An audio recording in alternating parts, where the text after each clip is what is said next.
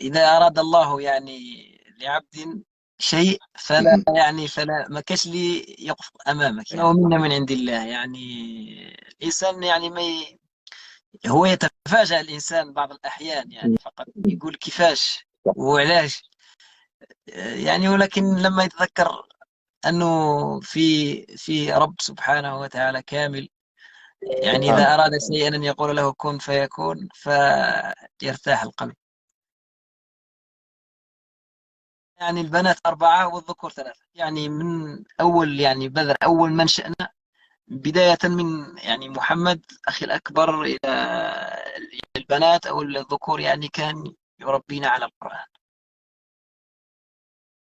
الوالد جميل. كان صارم يعني في الجانب القرآني وجانب الدراسة. هو فتح من الله سبحانه وتعالى. بعدها الوالدين الكريمين يعني، فكان يعني تلك الصرامة يعني زرعوا فينا أن القرآن حياة، منهج حياة. يعني شوف، رغم أنها يعني لم تتعلم تدخل المدرسة، أطال الله في عمرها، يعني الوالدة من مواليد حوالي 56، يعني ما شاء الله طيب. فيها سر عظيم. يعني الوالدة لم تدرس، لكنها من صغري يعني تحثني على الدراسة، جميل. ويعني كانت صارمة صح، تقول لي اقرأ ولازم تدير ولازم هاك ولازم وتدعينا. يعني الأولاد كامل كتدعينا، تقول لنا يعني راني ندعي لكم ديما في باش ربي يوفقكم في دراستكم في حياتكم، وراني معكم أينما حللتم. حل عجيب يعني. الحمد لله. كاين الناس يقول لك مثلا والديا ما تعلموش ولا ما يقدرش انه مثلا يعاونوني في الجانب مثلا هذا، ولكن لا، هذه بتجربه يعني، وشيء يعني كل شيء يعني سر النجاح في الوالدين الدعاء. إشارة فقط يعني أخي محمد، يعني هو يعني بمثابة الأب، يعني هو أخي الأكبر. صحيح. والله شوف، بداية أنا ابن منطقة سيدي محمد، يعني بالضبط منطقة دار الميهوب. يعني منطقة دار الميهوب يعني هي قرية صغيرة، يعني صغيرة حوالي ممكن فيها 1500 2000 ساكن. يعني هذه المنطقة اللي يعني عشت فيها وتربيت فيها. الوالد يعني المسجد هذا يعني عبارة عن مصلى، يعني يتسع حوالي 400 500 شخص فقط. يعني هذا المسجد كبرنا فيه وتربينا فيه، يعني بمثابة البيت. من أسرار النجاح هو دعاء الوالدين، أن الوالدين لما يدعوا لك يعني من هذا المنبر لوالديه يعني على قيد الحياة وما زالهم، بس عليهم يعني يتقدم لهم الإنسان ويقول لهم والدي ادعوا لي باش ربي يوفقني، لأنه يعني تقدر تقول 90% أو إذا كانت ممكن 100% هم الوالدين، هم اللي لما يدعوا لك دعوة يعني. فلما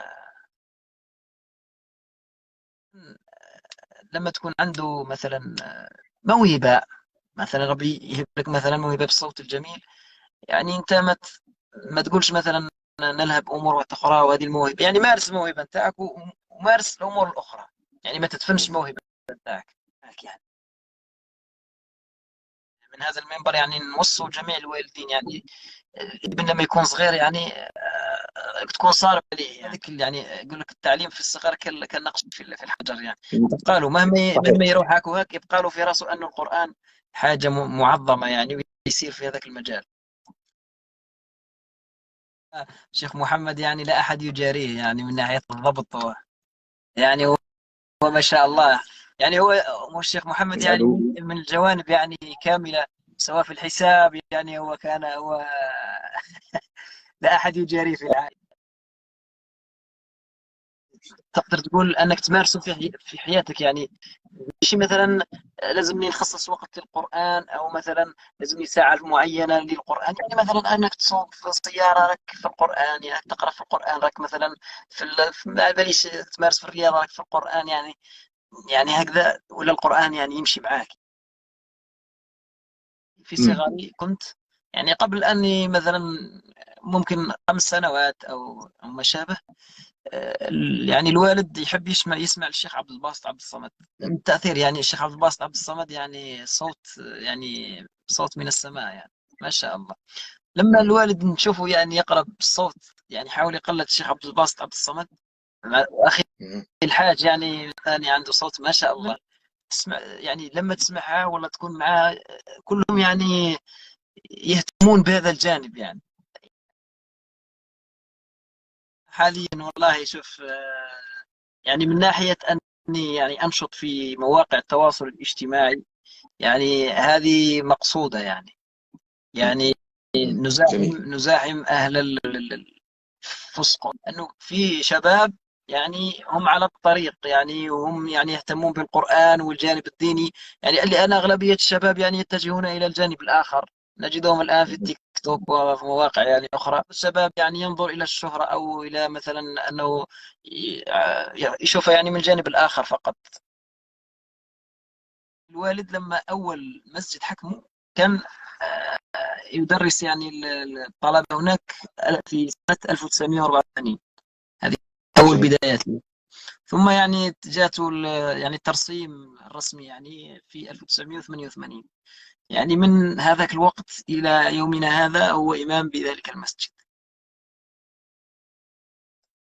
من هذا المنبر نوجه للشباب يعني أقبل على طريق الله. يعني في يعني الأشياء تغيرت، مش كما زمان يعني. مثلا الآن يعني تقدر يعني بما يعني بالقرآن أنك طريق يعني كما يعني بالمثل العامي الطريق في البحر. القرآن يعني رفعة يعني. لما تتجه في هذا الطريق يعني لا لما هنا في الجزائر، نتحدث هنا في الجزائر، يقول لك مثلا أهل القرآن هم ما يهتموش بهم، يعني القرآن محقورين. يعني أنت لا، أكبر تشريف أنك من أهل الله وخاصة.